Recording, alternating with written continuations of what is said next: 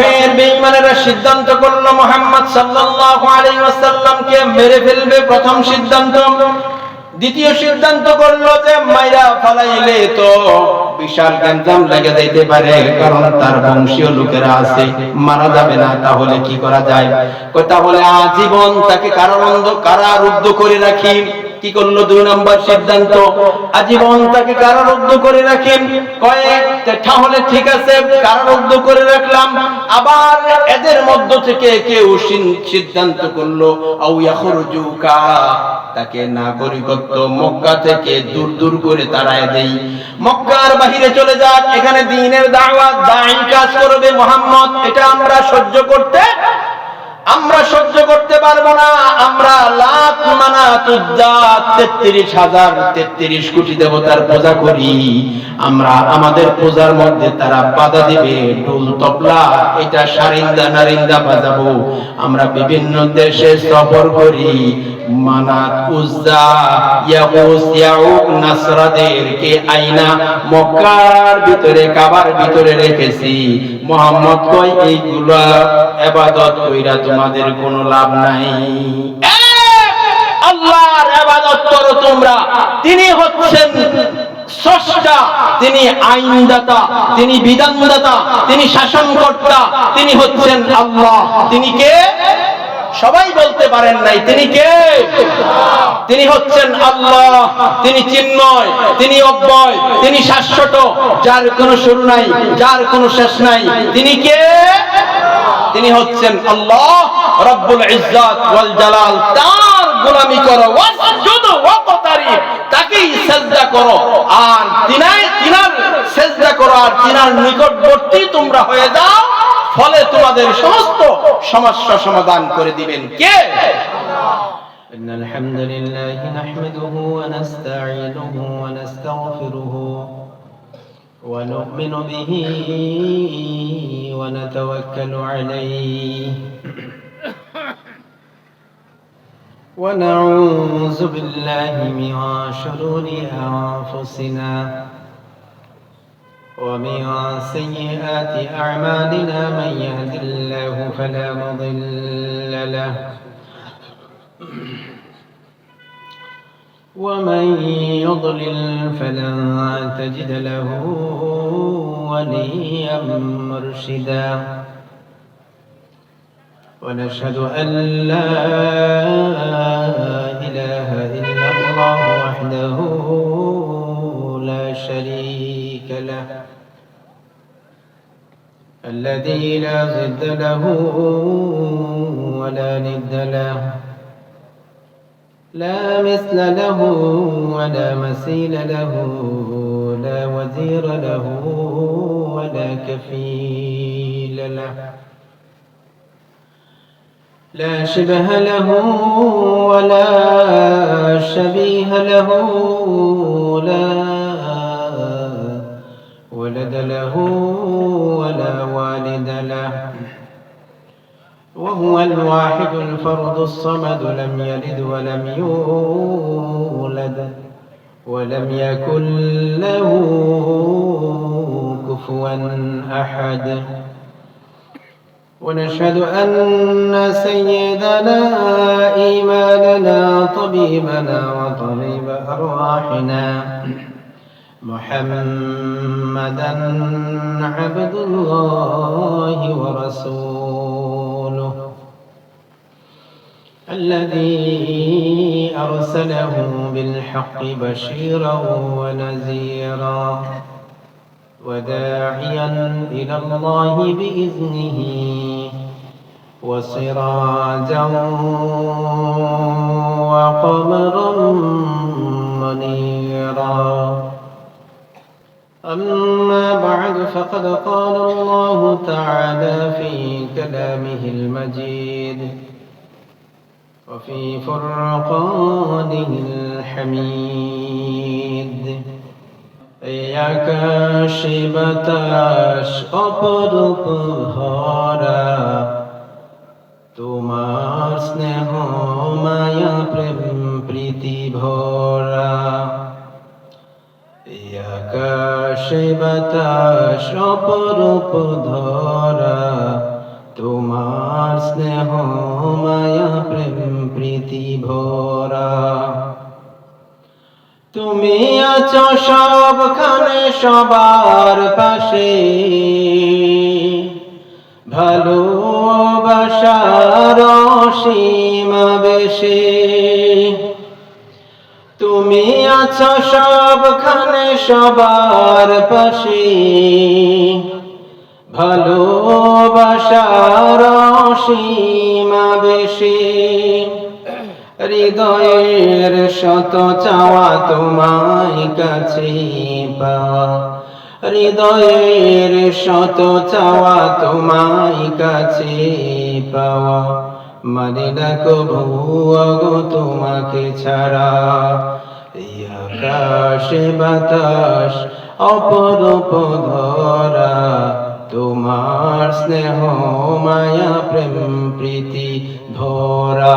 যিনারা ছিলেন আল্লামা দেলোয়ার হোসেন সাইদি রাহিমাহুল্লাহ, নওয়ারাল্লাহু মারকাদাহু ওয়া জাআলাল জান্নাতা মাসওয়াহুম। আল্লাহ সুবহানাহু ওয়া তাআলা আব্দুল গফফার সাহেব, তাজুল ইসলাম সাহেব, ইমদাদুল হক আরাই হাজারি সাহেব,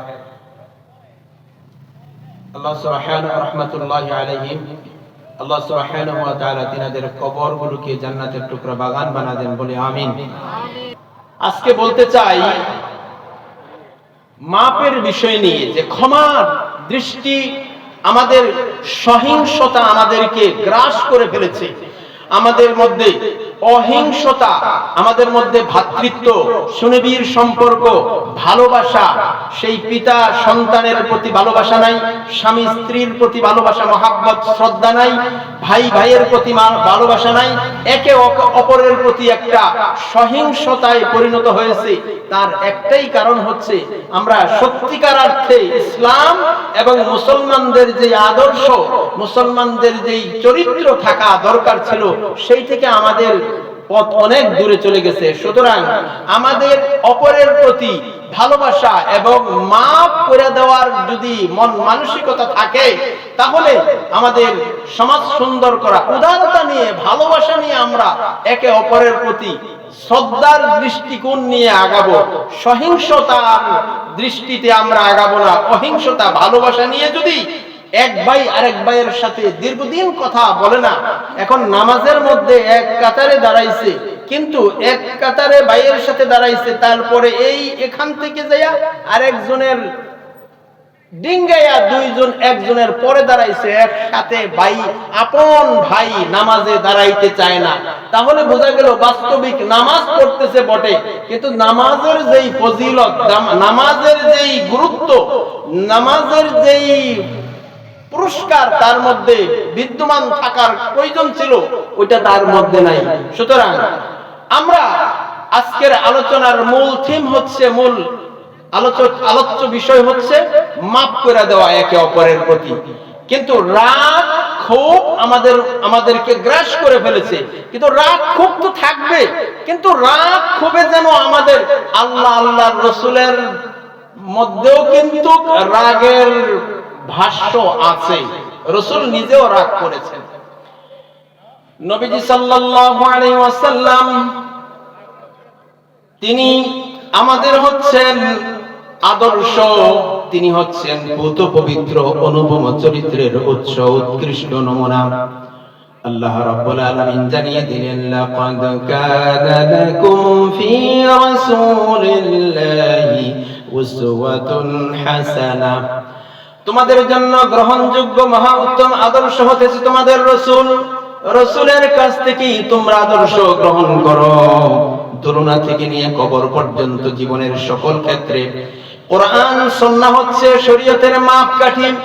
আমরা একটা সময় আমাদের মধ্যে নেতৃত্ব ছিল, কর্তৃত্ব ছিল, মুসলমানদের পদভারে প্রকম্পিত ছিল। সেই ইন্দোনেশিয়ার জাকার্তা থেকে মরক্কোর রাবাত পর্যন্ত 614 থেকে 1498 খ্রিস্টাব্দ পর্যন্ত দুর্দান্ত প্রতাপে আমরা স্পেন, পর্তুগাল সভ্যতার সূতিকাগার বলা হয় যে স্পেনকে, সেই Spain, Portugal, Samarkand, Bukhara, Uzbekistan, Tajikistan, এই সমস্ত এলাকায় মুসলমানের নেতৃত্ব কর্তৃত্ব ছিল। মুসলমানদের পদবারে চতুর্দিকে প্রকম্পিত ছিল। কিন্তু তারপরের ইতিহাস অত্যন্ত করুণ। সেই যে মুসলমান একে অপরের প্রতি সহিংস আচরণ শুরু করেছে, সেই সহিংসতার কারণে মুসলমানদের ঘাড়ে যে দুর্ভাগ্যের ছায়া চড় করেছে, সেই দুর্ভাগ্যের ছায়াকে সৌভাগ্যের পরশমণি পেতে আমরা পদে পদে ব্যর্থ হচ্ছি। তার একটাই কারণ হচ্ছে আমরা একে অপরের প্রতি ভালোবাসা আর হৃদয়ের অন্তরের অন্তরস্থল থেকে ভাই ভাইয়ের প্রতি সদয় হতে পারছি না। তার একটাই কারণ হচ্ছে ইসলাম থেকে আমরা দূরে সরে গেছি, কোরআন সুন্নাহ থেকে আমরা দূরে সরে গিয়েছি। আজ যদি আমরা শ্রেষ্ঠতম জাতিতে যদি পরিণত হতে চাই, তাহলে ঐক্যবদ্ধর কোনো বিকল্প, এখন এক হওয়ার কোনো বিকল্প নাই। পৃথিবীর শ্রেষ্ঠ জাতিতে যদি আমরা আজকে পরিগণিত হতে চাই, তাহলে 800 কোটি পৃথিবীর মানুষ রয়েছে, 800 কোটি টোটাল ওয়ার্ল্ডে রয়েছে 800 কোটি। এক গণনায় দেখা গেছে মুসলমান রয়েছে 200 কোটি, কেউ বলে 200 কোটি, 200 কোটি মুসলমান। 57টা রয়েছে ওআইসি ভুক্ত দেশ। এই দেশগুলো যদি যদি হয়ে যায়, একত্রিত হয়ে যায়, কাফের বেঈমানদের বাপেরও ক্ষমতা নাই, মুসলমানদেরকে পদদলিত করবে, পরাজিত করবে। ঠিক কিনা বলেন? মুসলমানদের নেতৃত্ব কর্তৃত্ব পদবারে প্রকম্পিত থাকবে যদি মুসলমান এক হয়ে যায়। তাহলে প্রথম কথাই হচ্ছে আমরা একে অপরের প্রতি অহিংস হব না, সহিংস হব না, অহিংস হব। ভালোবাসা নিয়ে আমরা এক ভাই আরেক ভাইয়ের প্রতি দরদ নিয়ে যাব। যে ভাই নামাজ পড়ে না, নামাজের জন্য তাকে আগ্রহ, তার ভেতরে একটা দরদ তৈরি করে দেওয়া, জাহান্নামের ভয় দেখানো, দরদ নিয়া, ভালোবাসা নিয়া। ও ভাই, আপনি কত গুনাহ করেছেন, আল্লাহ সুবহানাহু ওয়া তাআলা ইচ্ছে করলে আপনাকে maaf করে দিতে পারেন কি পারেন না? আল্লাহ সুবহানাহু ওয়া তাআলা অবশ্যই maaf করে দিতে পারেন। আল্লাহ পাকের দয়ার কিন্তু অনেক বড় দয়া আল্লাহ পাকের। তাকায় দেখুন পৃথিবীতে কত চোর, ডাকাত, জেনা, ব্যভিচার, হত্যা, দর্শনকারী, পৃথিবীতে কত জঘন্য থেকে জঘন্যতম মানুষ পৃথিবীতে এসেছে, তাদেরকেও আল্লাহ পাক maaf করে দিয়েছে। সুবহানাল্লাহ বলেন। আল্লাহ সুবহানাহু ওয়া তাআলা দৃষ্টান্ত ইতিহাসের ভিতরে, হাদিসের ভিতরে এসেছে, মানুষগুলো এত জঘন্যতম খারাপ ছিল যে ভাই ভাইয়ের, এক বংশের লোক আরেক বংশের পুকুরে গিয়ে ওট পানি পান করেছে। এটাকে কেন্দ্র করে যুগ যুগ তারা যুদ্ধে লিপ্ত হইয়া মারামারি করেছে। অপরাধ এইটুকু যে এক বংশের লোক আরেক বংশের পুকুরের ঘাটে পানি খেয়েছে। মৃত্যুর পূর্বে তারা বড় বড় কাসিদা লিখেছে, বড় বড় লিফলেট, তারা বড় বড় লিস্ট তারা পড়ে শোনাইছে যে আমি প্রতিশোধ নিতে ব্যর্থ হয়েছি, অমুক গোত্রের ওট আমার পুকুরে পানি পান করেছিল, আমার কূপ থেকে পানি পান করেছিল, প্রতিশোধ নিতে পারি নাই। সুতরাং তোরা যদি পারস বংশ পরম্পরায়, কাল পরম্পরায় তাদের বংশ থেকে ওই প্রতিশোধটা আদায় করে দেস। বংশ পরম্পরায় সহিংসতা, পশুত্ব লালন করতে লাগলো। পরবর্তী জেনারেশন থেকে তাদের মধ্যে ইয়াং জেনারেশন যুবকদেরকে মুরব্বীরা ওসিয়ত করে গেছে, পারিস যদি তাহলে ওই বংশের লোকদেরকে মাইরা তারপরে প্রতিশোধ গ্রহণ করিস। ঠিকই তারা পরবর্তী জেনারেশন থেকে ইয়াং জেনারেশন আসলো, যুদ্ধ করলো, মানুষ মারলো, মাথা মস্তক খুলি কেটে নিয়ে আসলো। সেই খুলি শুকায়া মাথার খুলিটা রাইখা দিল। এটা সে মৃত্যুর পূর্বে তার ওসিয়ত ছিল যে ওইটা দিবা। আমি তো পারি নাই, আমার পূর্বপুরুষও পারে নাই, তোমরা পেরেছো, আমি আমার কলিজাটা ঠান্ডা করতে চাই, দাও একটু মদ দাও এই কলিজার মধ্যে, ওইটা খাইলে আমার কলিজা, আমার পরলোকে আমার শান্তি হবে। নাউজুবিল্লাহ বলেন।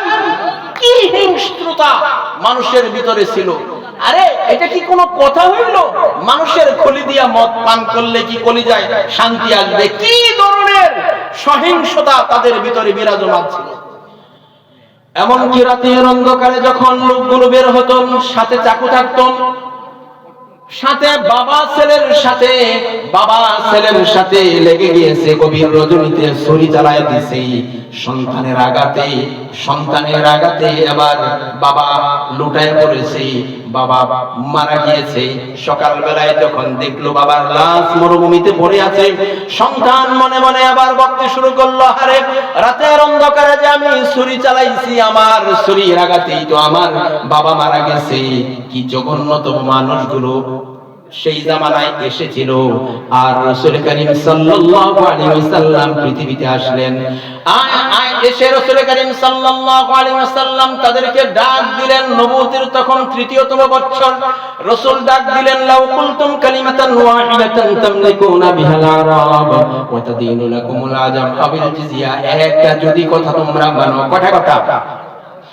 একটা কথা যদি তোমরা মানো, তাহলে তোমাদেরকে একাধিক পুরস্কার দেওয়া হবে। আল্লাহু আকবার বলেন। একটা কথা তোমরা মানবা, তোমাদেরকে অনারব বিশ্ব, তোমরা যেটা চাইতেছো, তোমাদের ধর্ম পৃথিবীতে আল্লাহ সুবহানাহু ওয়া তাআলা প্রচার করে দিবেন, অথবা অনারব বিশ্ব তোমাদেরকে জিজিয়া, অমুসলিমরা কর দিতে বাধ্য থাকিবে। সকলে মিলে বলতে শুরু করলো, বিশ্বস্ত যুবক আলামিন, বলো কি সেই কথা? নবীজি সাল্লাল্লাহু আলাইহি ওয়াসাল্লাম এবার তাদেরকে দাওয়াত দিলেন, কালিমার দাওয়াত দিলেন। বললেন, পড়ো লা ইলাহা ইল্লাল্লাহ। কি দাওয়াত দিলেন? বললেন, পড়ো লা ইলাহা ইল্লাল্লাহ, তাহলেই তোমরা কামিয়াব হয়ে যাবা। যখন দাওয়াত দিলেন, তারা তো পড়লই না, তারা রাসূলকে মারতে উদ্যত হইল। নবীজি সাল্লাল্লাহু আলাইহি ওয়াসাল্লামকে মারতে উদ্যত হইল আবু জাহেল গং। তারা সিদ্ধান্ত করলো, মুহাম্মদ তো মারাত্মকভাবে বাড়াবাড়ি শুরু করলো আমাদের সঙ্গে। আল্লাহ সুবহানাহু ওয়া তাআলা সূরা আনফালের 30 নম্বর আয়াতে কারিমা নাযিল করে জানিয়ে দিলেন, কিয়ামত পর্যন্ত যারা দায়ী হবেন, যারা দাওয়াতের কাজ করবেন, তাদেরকে এই ঘটনাটা স্মরণ করায় দিলেন। আল্লাহ পাক সূরা আনফালের 30 নম্বর আয়াতে জানিয়ে দিলেন, ওয়া ইয ইয়ামকুরু বিকাল্লাযীনা কাফারু লিয়ুসবিতুকা আও ইয়াকতুলুকা আও ইয়াখরুজুকা ওয়া ইয়ামকুরুনা ওয়া ইয়ামকুরুল্লাহ ওয়াল্লাহু খায়রুল মাকিরিন। আল্লাহু আকবার বলেন। কাফের বেঈমানেরা সিদ্ধান্ত করলো মুহাম্মদ সাল্লাল্লাহু আলাইহি ওয়াসাল্লামকে মেরে ফেলবে, প্রথম সিদ্ধান্ত। দ্বিতীয় সিদ্ধান্ত করলো যে মাইরা ফালাইলে তো বিশাল গ্যাঞ্জাম লেগে যাইতে পারে, কারণ তার বংশীয় লোকেরা আছে, মারা যাবে না। তাহলে কি করা যায়? তাহলে আজীবন তাকে কারারুদ্ধ করে রাখি। কি করলো? 2 নম্বর সিদ্ধান্ত, আজীবন তাকে কারারুদ্ধ করে রাখেন। তাহলে ঠিক আছে, কারারুদ্ধ করে রাখলাম। আবার এদের মধ্য থেকে কেউ সিদ্ধান্ত করলো আও ইয়াখরুজুকা, তাকে নাগরিকত্ব মক্কা থেকে দূর করে তাড়ায় দেই, মক্কার বাহিরে চলে যাক, এখানে দ্বীনের দাওয়াত দাঈ কাজ করবে মুহাম্মদ। এটা আমরা সহ্য করতে পারবো না। আমরা লাত মানাত উজ্জা 33 কোটি দেবতার পূজা করি। আমরা আমাদের পূজার মধ্যে তারা বাধা দিবে, ঢোল তবলা এটা সারিন্দা নারিন্দা বাজাবো। আমরা বিভিন্ন দেশে সফর করি, মানাত উজ্জা ইয়াগুস ইয়াউক নাসরাদেরকে আইনা মক্কার ভিতরে কাবার ভিতরে রেখেছি। মুহাম্মদ কয় এইগুলা ইবাদত কইরা তোমাদের কোনো লাভ নাই। আল্লাহর ইবাদত করো তোমরা। তিনি হচ্ছেন স্রষ্টা, তিনি আইনদাতা, তিনি বিধানদাতা, তিনি শাসনকর্তা, তিনি হচ্ছেন আল্লাহ। তিনি কে? সবাই বলতে পারেন নাই। তিনি কে? তিনি হচ্ছেন আল্লাহ। তিনি চিন্ময়, তিনি অব্যয়, তিনি শাশ্বত, যার কোনো শুরু নাই, যার কোনো শেষ নাই। তিনি কে? তিনি হচ্ছেন আল্লাহ রব্বুল ইজ্জত ওয়াল জালাল। তার গোলামি করো, ওয়াসজুদু ওয়াকতারিব, তাকেই সিজদা করো, আর তিনার সিজদা করো, আর তিনার নিকটবর্তী তোমরা হয়ে যাও। ফলে তোমাদের সমস্ত সমস্যা সমাধান করে দিবেন কে? আল্লাহ রাব্বুল আলামিনের হাবিব সাল্লাল্লাহু আলাইহি ওয়াসাল্লাম বারবার বুঝাইতে লাগলেন। আঙ্গুলে গোনা কিছু মানুষ শুনেন, এই যে মানুষ কম, আঙ্গুলে গোনা মানুষ কিছু শুনে, আর বাকিরা বলে মা হাযা ইল্লা বাশারুম মিসলুকুম মা হাযা ইল্লা বাশারুম মিসলুকুম ইউরিদু আন ইয়াতাফাদ্দালা আলাইকুম ওয়ালাউ শাআল্লাহু লাআনজালা মালাইকাতাম মা সামি'না বিহাযা ফি আবাইনাল আউয়ালিন মা হাযা ইল্লা বাশারুম মিসলুকুম এ তো তোমাদের মতো একজন মানুষ নবীজিকে বলতেছে এ তো তোমাদের মতো একজন মানুষ ইউরিদু আন ইয়াতাফাদ্দালা আলাইকুম সে চায় তোমাদের উপরে তার মর্যাদাকে প্রতিষ্ঠিত করার জন্য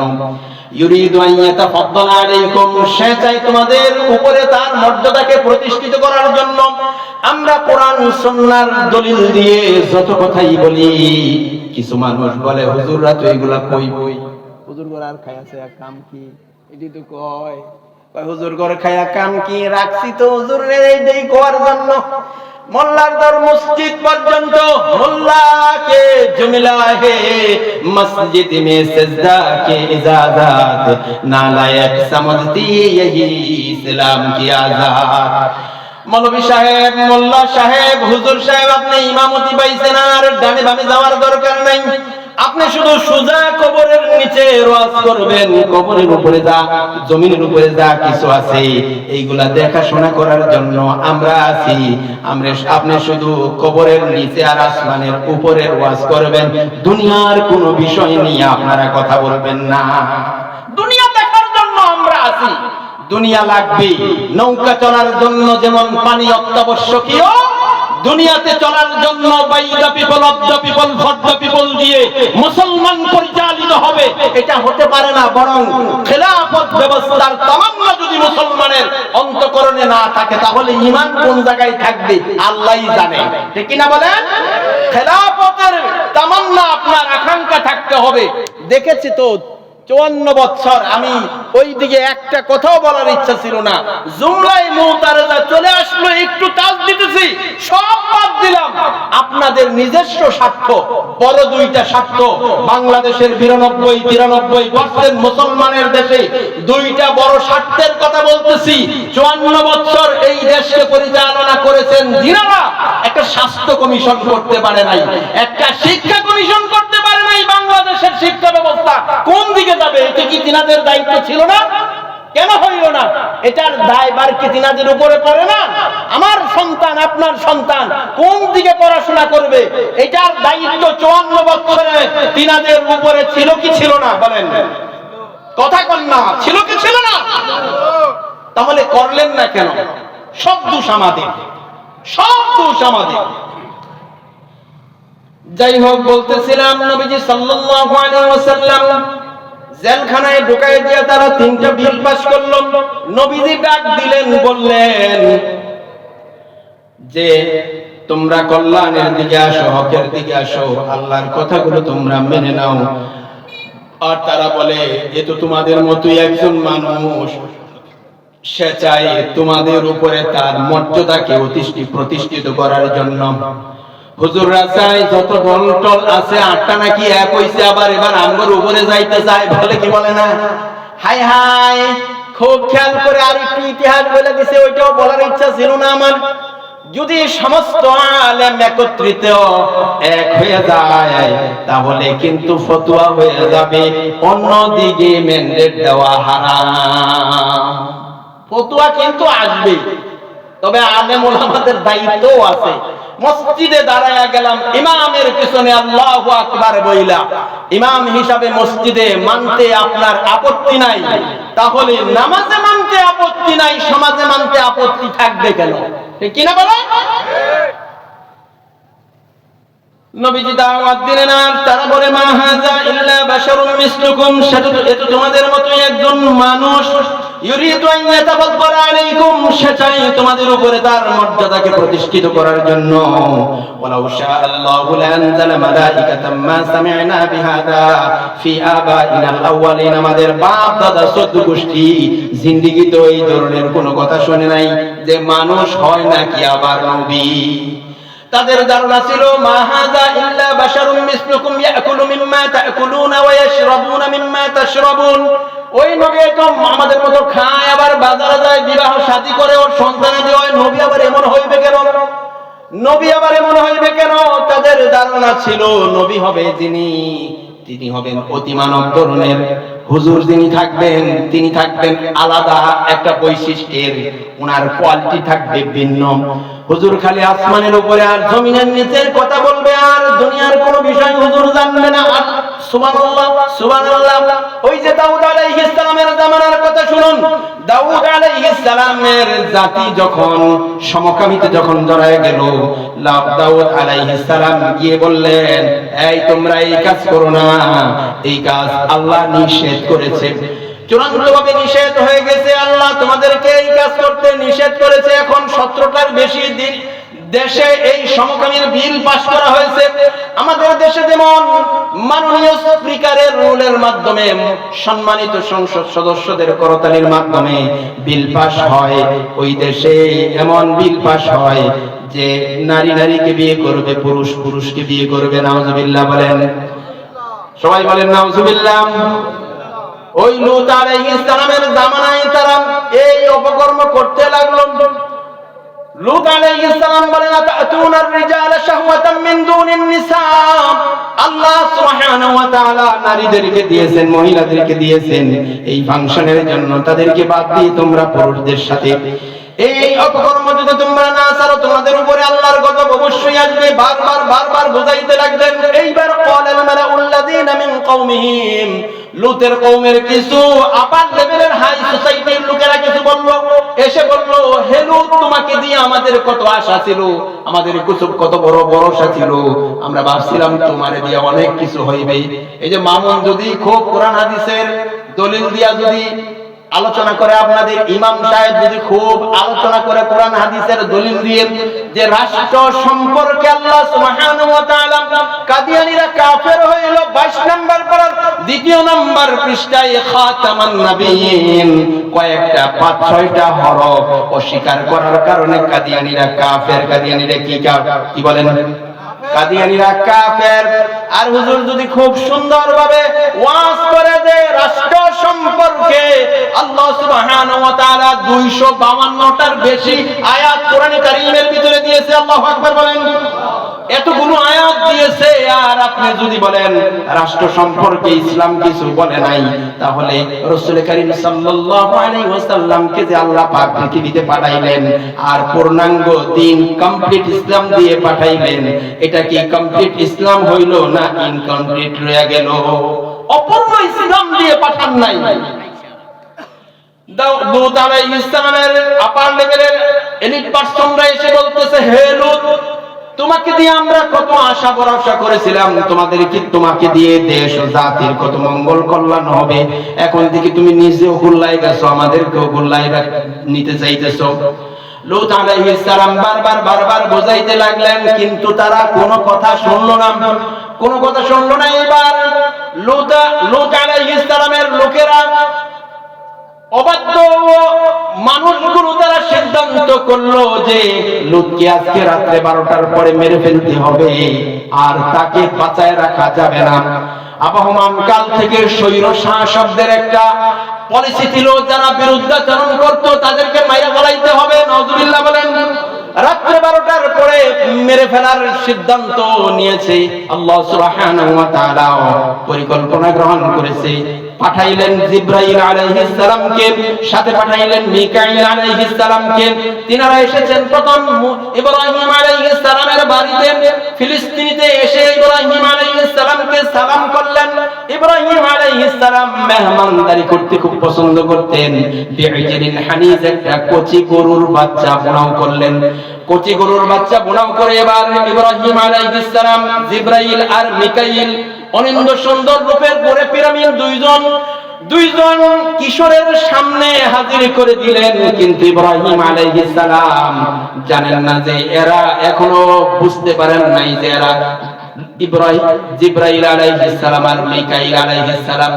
খাইতে যখন বললেন, গরু বোনা করে দিবেন, সুবহানাল্লাহ বলেন। গরু যখন বোনা করে দিয়েছেন, খেতে বললেন, তখন বললেন খান। তারা কয় আমরা খাই না, কারণ ফেরেশতারা তো খায় না, আমরা খাই না। তাহলে আপনি কেন এসেছেন?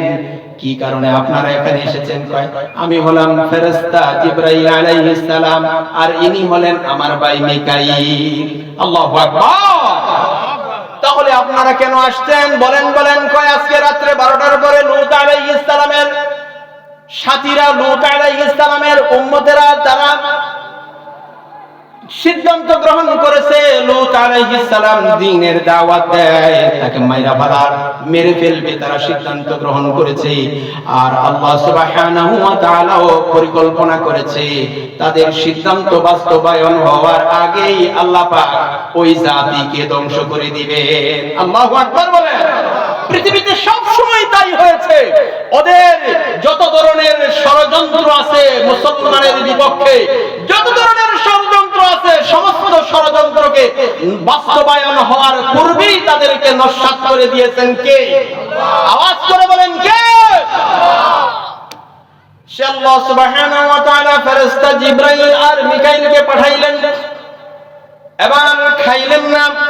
ফেরেশতা জিবরাইল মিকাইল ইব্রাহিম আলাইহিস সালামকে বললেন, যেহেতু তাদের সিদ্ধান্ত বাস্তবায়ন হবে, কার্যক্রম শুরু হবে মধ্যরাতের আগে, মধ্যরাত গভীর রজনীতে তাদের সিদ্ধান্ত, তাদের কর্মসূচি বাস্তবায়ন করার জন্য তারা সিদ্ধান্ত গ্রহণ করেছে।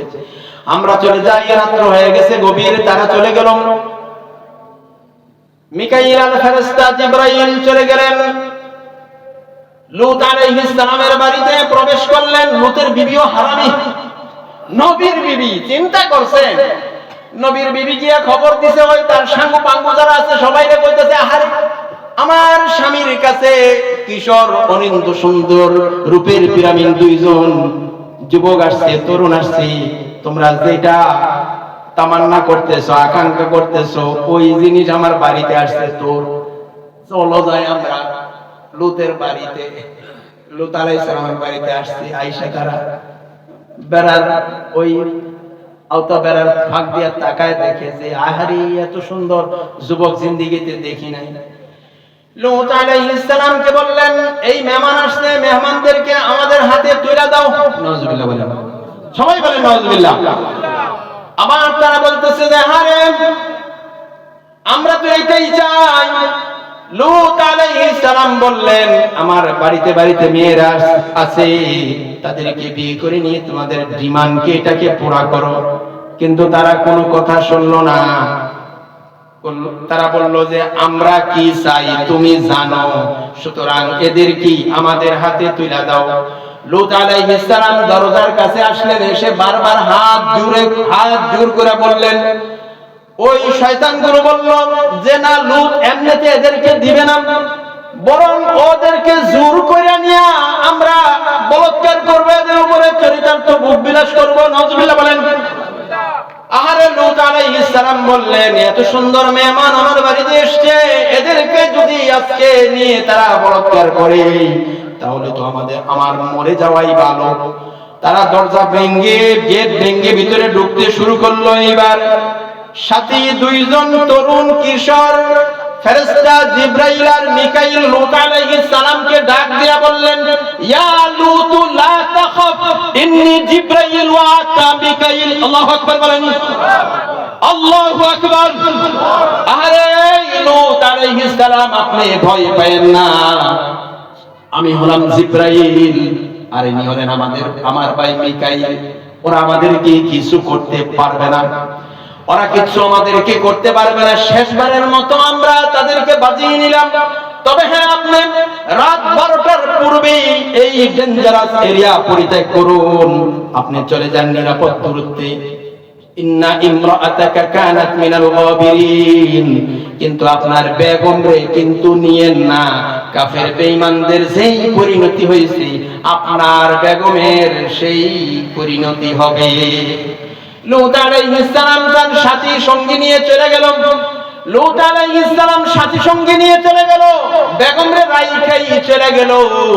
এবার আল্লাহ সুবহানাহু ওয়া তাআলার দরবারে ফেরেশতা জিবরাইল বলতেছে, রব্বে কারীম, একজন মানুষ আছে যিনি নাকি সারা জীবন আল্লাহ আল্লাহ করতেছে, আজকে 30 বছর যাবত এদিক ওদিকও তাকায় না, শুধু জরুরত প্রয়োজন অনুসারে খাবার খায় আর সারাক্ষণ শুধু আল্লাহ তোমার নাম জপে। ওই দরবেশটাকে, ওই আল্লাহর ওলিকে কি করব?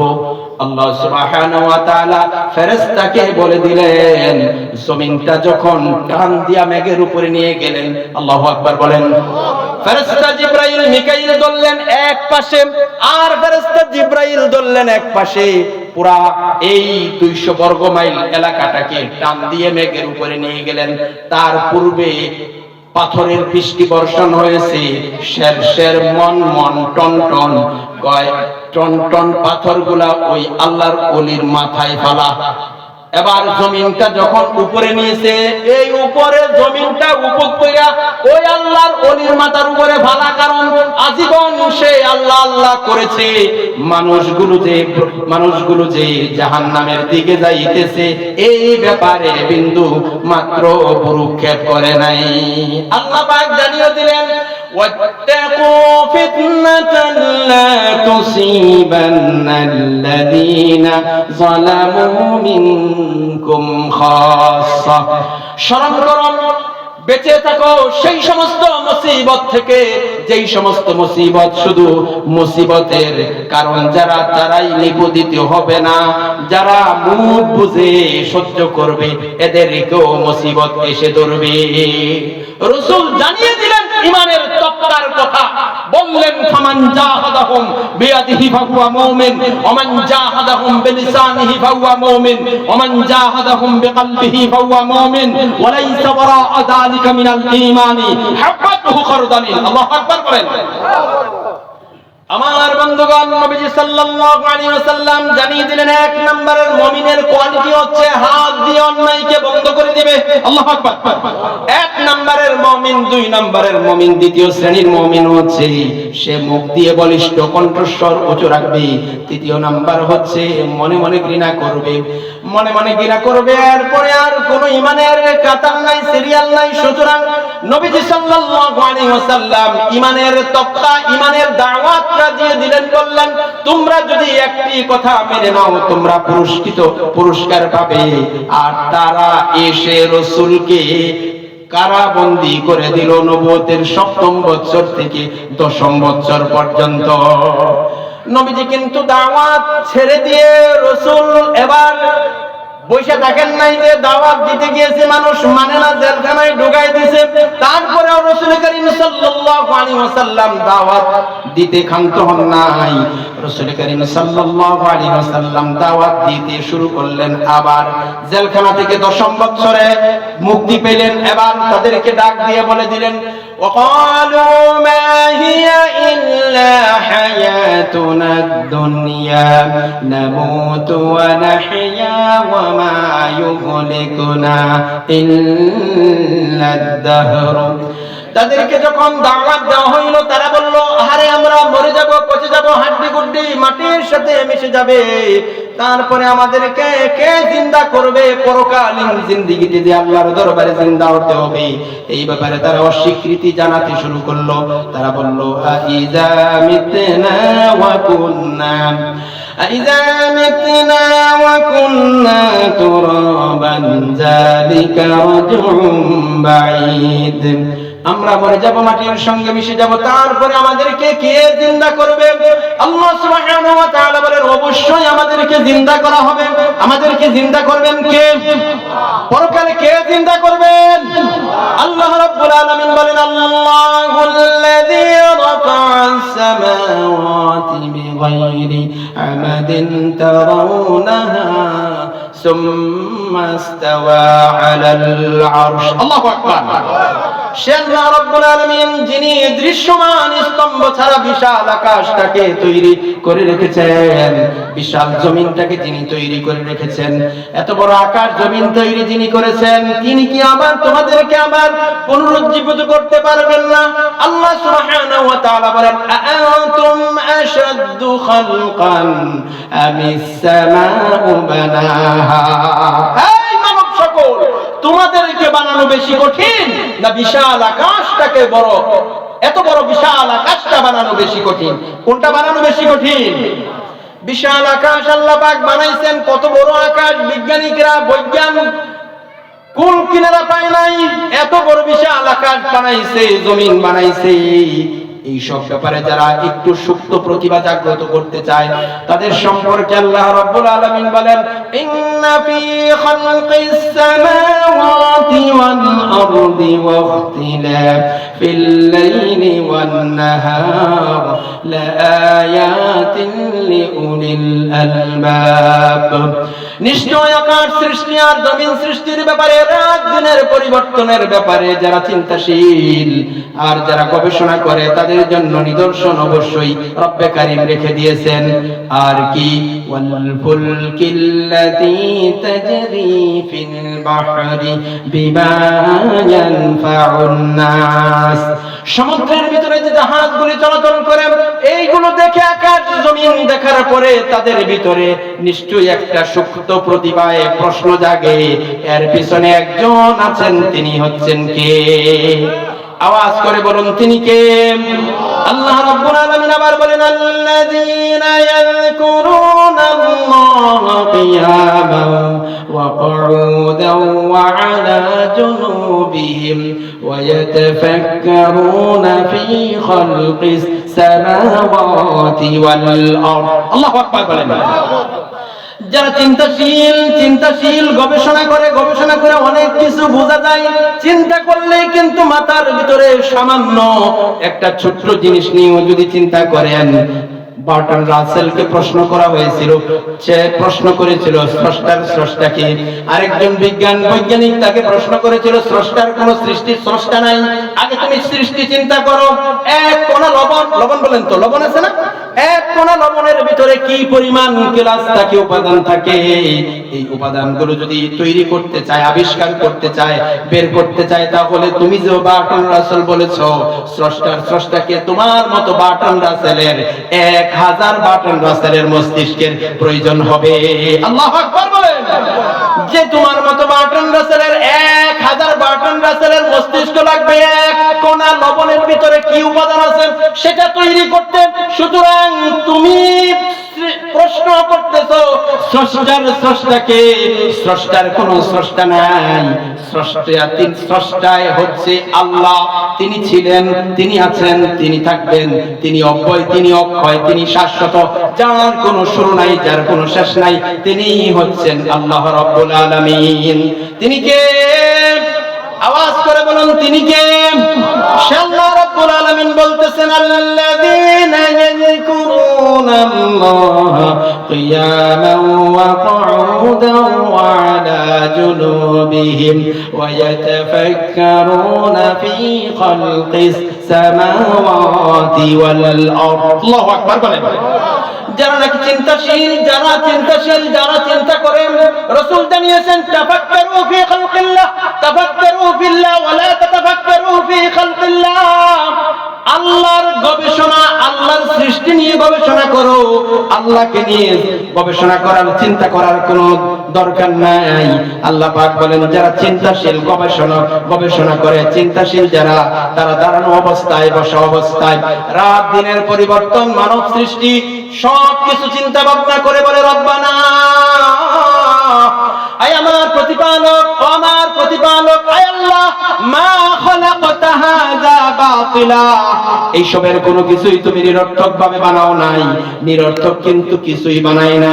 সাধারণ একটা সৃষ্টি নিয়েও যদি আপনি চিন্তা করেন, এটা একটা লোহা, এটা একটি পদার্থ, এটাকে যৌগিক বা মৌলিক, এটাকে যদি আপনি পদার্থটাকে ভাঙেন হবে একটা কণাটা রেখে যদি আপনি ভাঙেন হবে ইলেকট্রনকে যদি ভাঙেন হবে প্রোটন, প্রোটন নিউট্রন মেলে নিউক্লিয়াস, তার চারপাশে অরবিটে ঘুরতেছে ইলেকট্রন আবার দুই প্রকার, একটা হলো ঋণাত্মক, আরেকটা হলো ধনাত্মক। পদার্থবিজ্ঞানের এক ধরনের থিওরি শেষ। আল্লাহু আকবার বলেন। আপনি যদি দুনিয়ার কোন বৈজ্ঞানিককে যদি জিজ্ঞাসা করেন এই পদার্থটা কোত্থেকে আসলো, এইটা কোত্থেকে